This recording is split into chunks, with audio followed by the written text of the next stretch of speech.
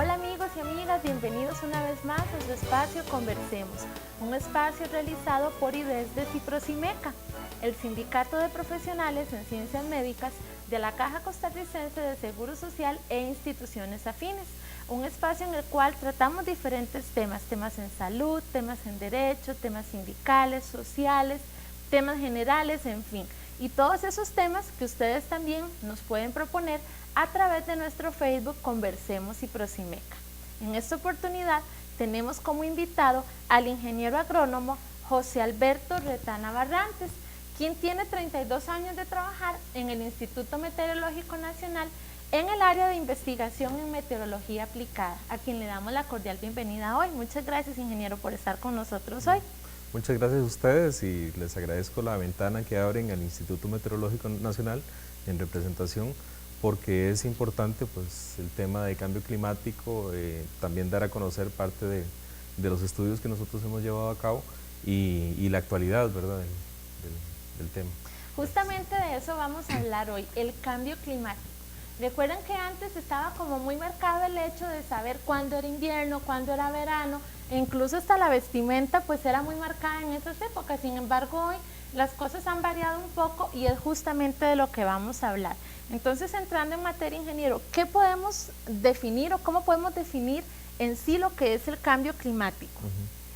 Bueno, cambios climáticos se definen mucho por situaciones estadísticas en los registros. O sea, me refiero a que tiene que haber una diferencia en los diferentes elementos del clima, como por ejemplo precipitación, viento, temperatura, humedad. Tiene que percibirse una diferencia sustancial en los valores medios. En otras palabras, es un comportamiento bastante diferente entre un clima y el otro. El cambio climático es parte de la evolución del clima del planeta. Se han presentado, han sido oscilaciones naturales, y el que estamos enfrentando en estos momentos obedece básicamente a todas las acciones que el ser humano realiza como parte de su actividad social y productiva, pero que han venido contaminando con gases de efecto invernadero la atmósfera, y están provocando poco a poco que estos cambios significativos en estas variables, principalmente en la temperatura y la precipitación. Entonces son procesos naturales, pero que en este momento tiene una connotación antropogénica importante. Y hablando propiamente de lo que son estos cambios, podremos abarcar un poco de que algo que pues nos llama mucho la atención, que nos repiten constantemente, es la problemática con lo que es el calentamiento global. ¿Esto viene a tener un enlace con el cambio climático? Sí, claro. Más o menos la teoría lo que dice es que nuestro sistema es forzado por diferentes agentes. Por decir algo, la explosión de un volcán sería un factor, un agente dentro de nuestro sistema, y podría provocar un cambio leve en el clima, una erupción de un volcán. Las cenizas impiden que la radiación del sol llegue a superficie, se produce un enfriamiento. Eso sería, digamos, parte de este factor que genera un cambio. En el caso del cambio climático que nosotros estamos viviendo, debido a la acción del hombre, la emanación de gases de efecto invernadero en concentraciones ya peligrosas y dañinas en la atmósfera, lo que está haciendo es que está impidiendo que la radiación que está emanando la Tierra hacia el espacio salga libremente. Entonces, esta capa de gases que día a día se está concentrando más, que se está haciendo más densa, está reteniendo esa energía que la Tierra está irradiando hacia el espacio. No es la que nos está llegando del Sol que es lo hacia que superficie. usualmente creemos. Sí, exacto. Más bien estos gases de efecto invernadero son de alguna manera transparentes a la radiación solar. El problema de la radiación que está saliendo, que debe de salir, porque es un balance energético, o sea, lo que entra, en teoría, en buena teoría, debiera de salir. Entonces, esta capa de gases de efecto invernadero está reteniendo esa energía. Al retener esa energía, la forma rápida en que el sistema reacciona es una elevación de temperatura. Esa elevación de la temperatura se conoce como calentamiento global. Técnicamente lo llaman, es un forzamiento positivo. O sea, positivo porque la temperatura va aumentando. Y forzamiento porque hay un agente que está forzando que el sistema cambie. Entonces, el calentamiento global que nosotros estamos experimentando y que se ha venido midiendo, lo que va a generar es que cambien los diferentes elementos del clima, la precipitación, la humedad, los vientos. Entonces, esos cambios serían el cambio climático producto del calentamiento global que nosotros estamos viviendo. Y ingeniero, esto tiene que ver un poco también con las variaciones que hemos sentido con el fenómeno del niño y de la niña. Y tal vez si nos explica un poquito de cada uno, ¿verdad? Sí, el niño y la niña son fenómenos, se conocen como fenómenos de variabilidad. La variabilidad climática son oscilaciones del conjunto climático, va oscilando en el tiempo. El niño y la niña son fenómenos que se conocen como océano-atmosféricos. O sea, tienen un componente en el océano y un componente en la atmósfera.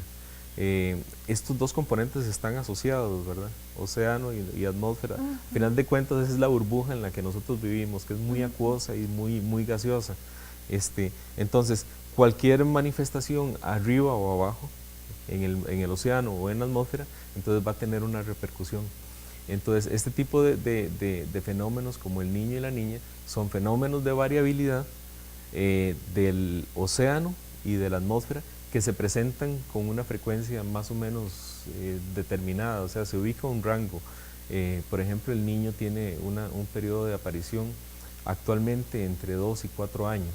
La niña anda más o menos parecido, pero son oscilaciones que siempre nos han acompañado. De hecho, los científicos que estudian el clima pasado, los climas pasados, han podido hacer reconstrucciones de temperatura y de precipitación y logran determinar la presencia de eventos del niño o de la niña en el término de los miles de años. Entonces son fenómenos que siempre nos han acompañado.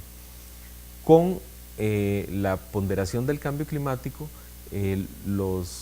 la gente que está modelando este tipo de eventos de variabilidad, lo que nos dicen es que muy probablemente se van a volver más frecuentes y tal vez más intensos. Entonces, pero siempre nos van a seguir acompañando. El niño y la niña van a seguir existiendo en el contexto de cambio climático o fuera de él.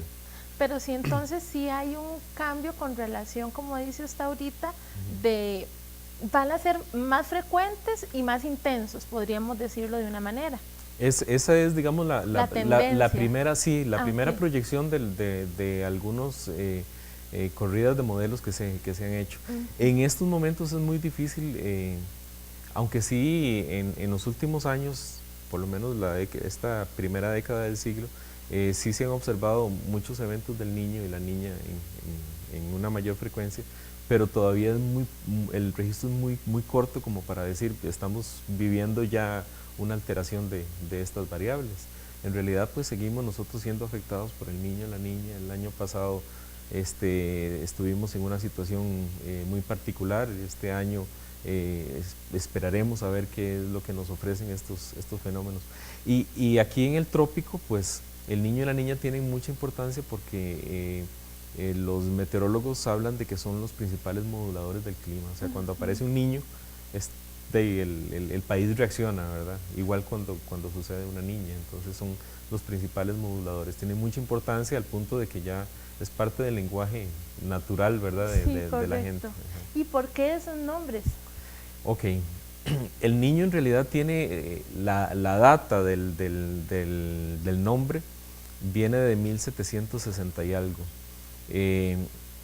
Se registra por un capitán peruano y queda registrado en una audiencia, en una corte, donde él habla de que los pobladores de la costa Ecuador y Perú hablan de la corriente del Niño como una elevación de la temperatura del mar. Se asociaba en ese momento a un abandono parcial de la pesca, sucedía para finales de años, hacia diciembre, enero. Entonces ellos lo que hablaban era de que, mira, llegó el niño, o sea, mencionando esa corriente, Sí. porque estaba muy cercano a la Navidad. Y después tenía también una connotación tal vez no tan apocalíptica como la que tiene en estos momentos para algunos sectores de nuestra sociedad, porque significaba de que el hombre pescador se quedaba en su casa durante la Navidad, el momento justo apropiado, dedicándose a otras labores. Entonces era tal vez, tenía una connotación más familiar. El niño no era más que una disminución en pesca, pero ellos lograban, digamos, soportar.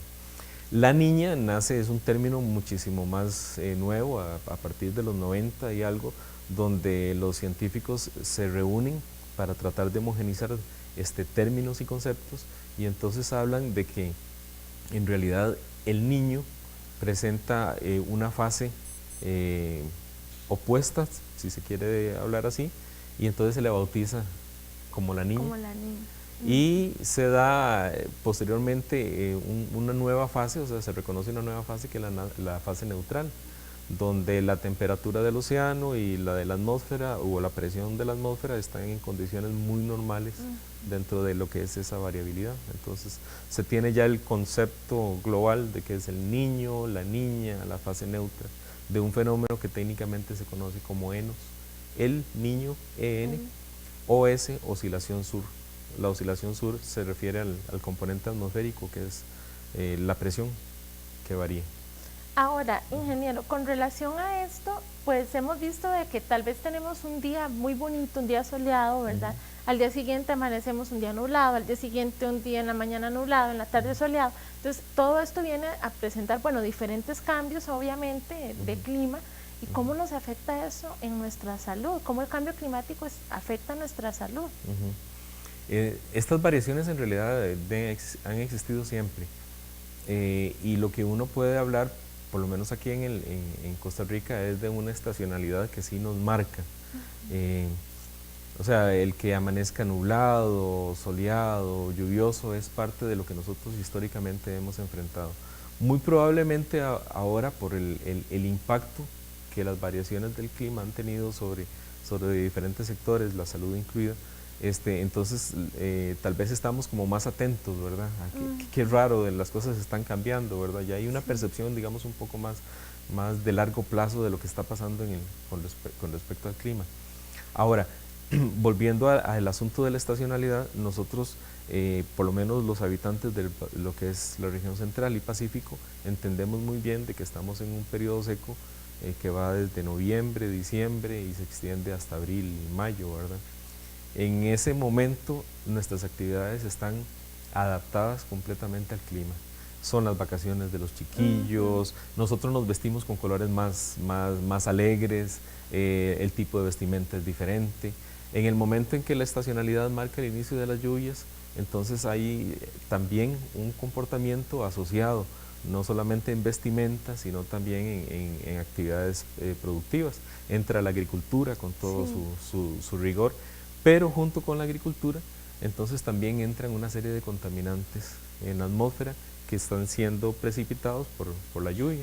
Empiezan las alergias, empiezan problemas de diarrea, mala manipulación de algunos alimentos, que también podría ser parte, digamos, del efecto asociado con clima, porque no estamos tan acostumbrados a guardar agua o a guardar ciertas cosas. Entonces siempre va a haber una relación entre clima y efectos en salud.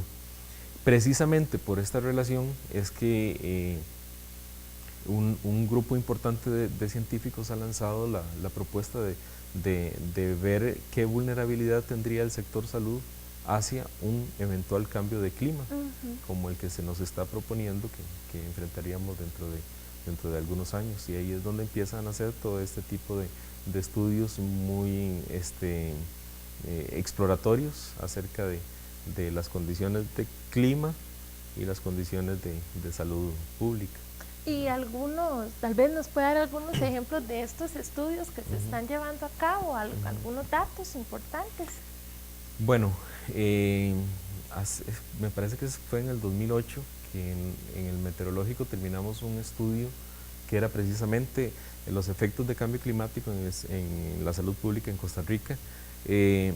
Nos acotamos a una serie de enfermedades que están siendo reportadas en otras latitudes muy ligadas al clima. Entonces estábamos hablando de dos enfermedades vectoriales, que era la malaria y el dengue, también la incidencia de enfermedades de tipo respiratorio, el asma, las diarreas, aparte de eso también las cardiopatías, y por último un caso que sí es muy nuestro, pero que teníamos dichosamente información de la tesis de la doctora Marta Conejo, que nos ayudó mucho en este sentido de recolección de información, que era una enfermedad parasitaria, la angiostrongilosis. Entonces, este grupo de enfermedades, sus variables, principalmente lo que utilizamos fue la tasa de incidencia, las empezamos a relacionar con los diferentes elementos meteorológicos, principalmente temperatura y precipitación, para ver qué relación tenía con el clima actual y cómo esto se proyectaba hacia futuro. Entonces, en forma resumida, lo que encontramos es que las enfermedades transmitidas por vectores como el dengue o como la malaria están muy ligadas principalmente a la temperatura ambiental, no tanto la precipitación, pero sí la temperatura ambiental. La explicación de esto va en que el vector es un insecto y los insectos son termotróficos y fototróficos, o sea, quiere decir que se mueven, actúan, interactúan ante variaciones de temperatura. Entonces, una mayor temperatura radiante en el ambiente, lo que estaba generando es un aumento del metabolismo de este tipo de vectores. Entonces, por ejemplo, en Brasil, que han hecho algunos estudios, se han dado cuenta de que la hembra, que es la que pica, ella empieza a picar más, su metabolismo empieza a acelerarse más en la noche principalmente, y entonces empieza a picar más y lo asocian con una mayor tasa, ¿verdad? Esto para los agentes, este tipo de vectores, y está muy asociado, o sea, tiene una muy buena relación con el niño, con eventos del niño y con eventos de la niña. Entonces ya la proyección es fácil. Sí. Si estos eventos de variabilidad, el niño y la niña, van a ser más frecuentes o más intensos en un futuro, y si a estos actualmente se les está asociando casos de dengue o casos de malaria, pues entonces tendríamos que prender ahí una luz de advertencia sobre este tipo de enfermedades. Las otras enfermedades, principalmente el asma y la diarrea, tienen un componente estacional que es bien conocido, o sea, hay una serie de agentes alergénicos en el ambiente que en el momento en que se inician las lluvias, entonces son depositadas en las capas bajas de la atmósfera donde nosotros estamos respirando. Entonces hay picos de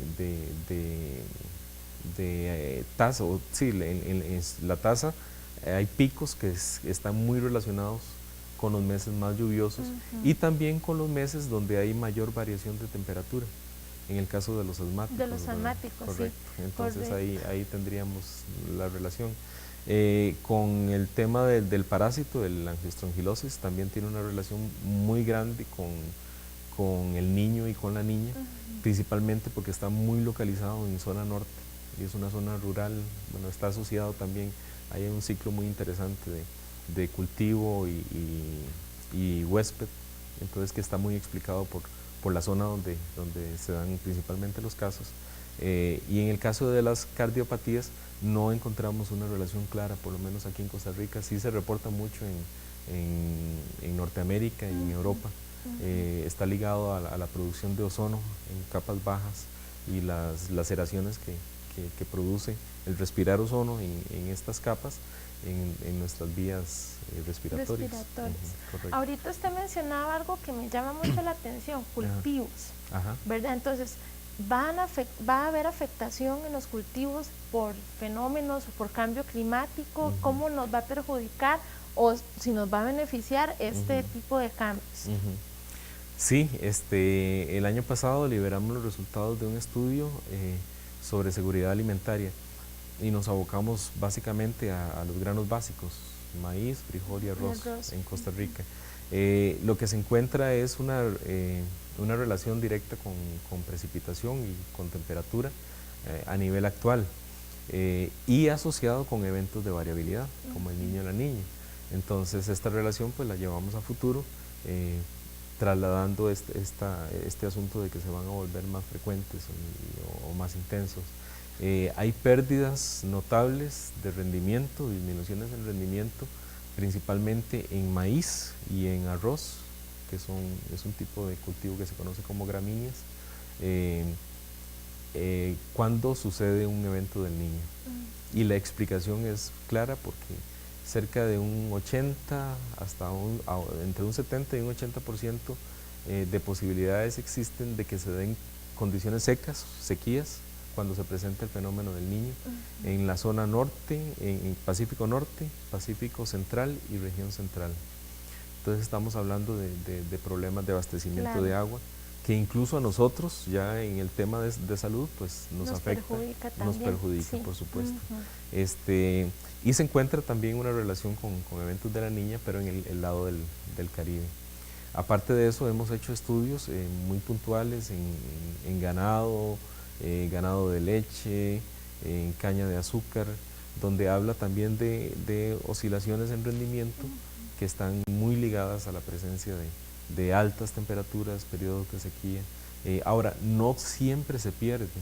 Hay algunos cultivos que ganan, que mejoran su rendimiento. Entonces eso es importante en el contexto del cambio climático, porque la planificación del sector no exige solamente de que nosotros nos preparemos para una pérdida, para evitar pérdidas, sino aprovechar las oportunidades para mejorar en algunos campos en los que vamos a ser muy competitivos. Ingeniero, ya para ir concluyendo, sabemos pues que no podemos revertir, ¿verdad?, estos factores, ¿verdad?, tan fácilmente, el cambio climático, pues, nosotros mismos somos responsables en una mayoría por lo que está ocurriendo, pero ¿qué acciones podemos tomar para no vernos tan perjudicados con estos cambios, inclusive hasta desde el punto de vista de alimentación, de salud, etcétera? ¿Qué podemos hacer pues para no vernos tan perjudicados y también ayudar a que el proceso del cambio no sea tan abrupto, ¿verdad? Sí. Todos los organismos ante una presión vamos a reaccionar. Cualquier organismo, una planta, un animal, nosotros como seres humanos. Y estas reacciones es lo que ha favorecido de que algunas especies sobrevivan a lo largo de los miles de años. El cambio climático es una presión y nosotros estamos respondiendo. Esa respuesta es automática y ya la tenemos de alguna manera identificada en insectos, porque viven muy poco, se reproducen mucho, entonces el cambio generacional ya lo hicieron, entonces ya tienen de alguna manera ya están siendo adaptados, lo mismo en cultivos, pero el ser humano no. Nosotros todavía estamos pensando cómo hacer para tratar de. Entonces, la primera forma es, porque yo entiendo que esto va a ser un proceso lento, no podemos correr. Yo no voy a ver la tierra prometida, pero de alguna manera yo quiero prometerle a mi hija que ella sí la va a ver. Claro. Entonces, empieza por una concientización de estos espacios de divulgación, el tratar de hablar en comunidad, porque el clima es incontrolable, pero sí podemos aprovecharnos para tratar de mejorar nuestro nivel socioproductivo. Pues empieza con una concientización. Ahora hay una serie de pasos que a nivel de sector ya organizado, el país debe de empezar a abordarlos en una forma madura, responsable, y también yo diría que en una forma pausada. O sea, no podemos correr por más dinero que se nos prometa que de otros países que pueden poner en la mesa.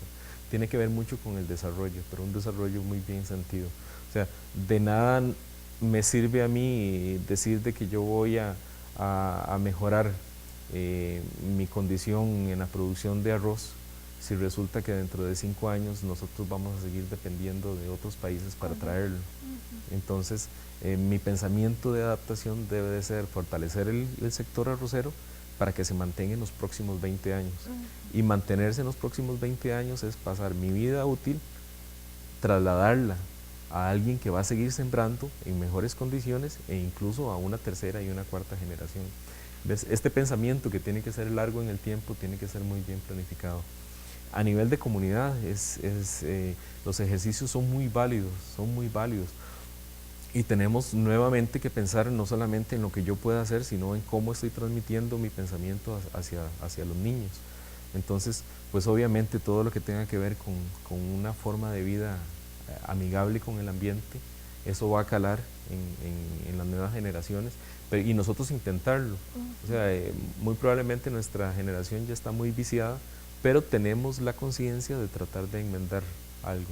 Entonces, el reciclaje, la reutilización, el no desperdiciar agua, el tratar de aprovechar la luz del sol, la infraestructura también, si tenemos la oportunidad de diseñar cosas, entonces, pues empezar a crear, a cambiar el chip de convivencia incluso, para que sea más fácilmente aprendible por las siguientes generaciones. Pero existen niveles desde locales, familiares, hasta sectoriales, que deben de ser apropiadamente tomados en cuenta y muy en cuenta. Claro, exactamente. Bueno, ingeniero, muchas gracias por haber estado en este pequeñito espacio, ¿verdad? Pero en el cual nos informó y nos educó de muchas cosas pues que no teníamos conocimiento, así que igual las puertas de Conversemos acá en Ciprosimeca están abiertas para cuando tengan gusto, y ahí ustedes nos están llamando si tienen nuevos datos interesantes que yo sé que podemos compartir con todas las personas acá. Y muchas gracias a ustedes por habernos acompañado. La próxima semana un tema muy interesante, vamos a hablar acerca de la acupuntura y nos va a acompañar el doctor Germán Naranjo, así que no pueden faltar. Recuerden que el tiempo nuestro lo utilizamos conversando y tenemos una cita en una semana. Hasta luego.